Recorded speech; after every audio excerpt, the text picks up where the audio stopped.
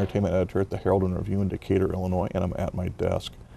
I had a coworker just in the last couple of weeks express some terrific excitement because Dave Chappelle is coming back to TV in some form or broadcast in some form.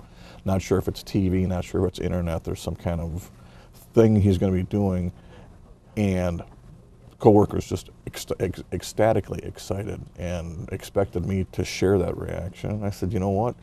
If it's him doing stand-up, not interested.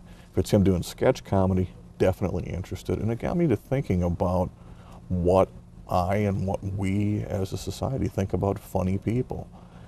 And two guys come to mind because I think that they're both actors and comedians, but I like them specifically much more in specific fields.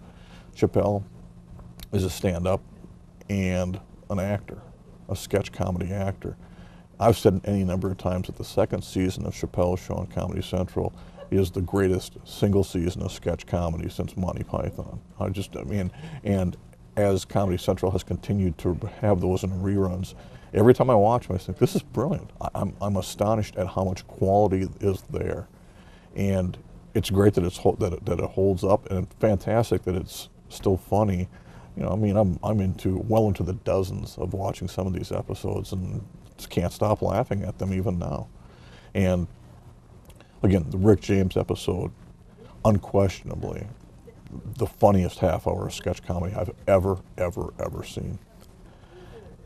But I've seen Chappelle do stand-up, and I'm just not crazy about it. It's not that he's not good at it. He's clearly good at it, and he's a guy who has rededicated himself to stand-up to the point where he's doing 6, 7, 8 hour stand-up sets at clubs in Los Angeles, and setting records. Apparently there's this competition about people doing this lengthy comedy stand-up stuff, and Chappelle will set a record, and then somebody else will break it, and then Chappelle will do it again.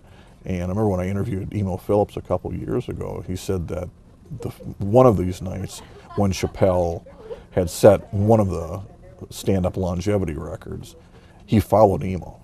Emo was running some bits on stage, and then Chappelle came on and took possession of the place for the next 7 hours. The other guy that I think about with this is Patton Oswalt. Now, he's done some really fine acting. If you ever get a chance to see Big Fan, the film, really amazing performance by him.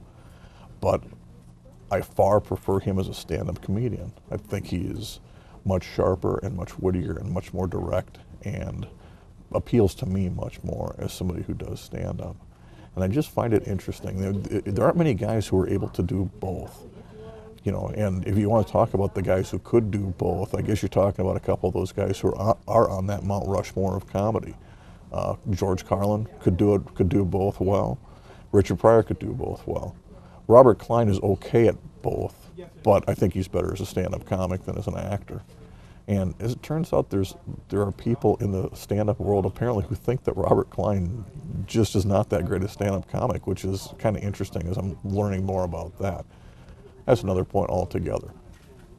But I just want to mention that whole Chappelle, Patton Oswalt thing because I just thought it was really interesting as the conversation came up the other day. So there we are. I'm Tim Kaine, and I'm at my desk.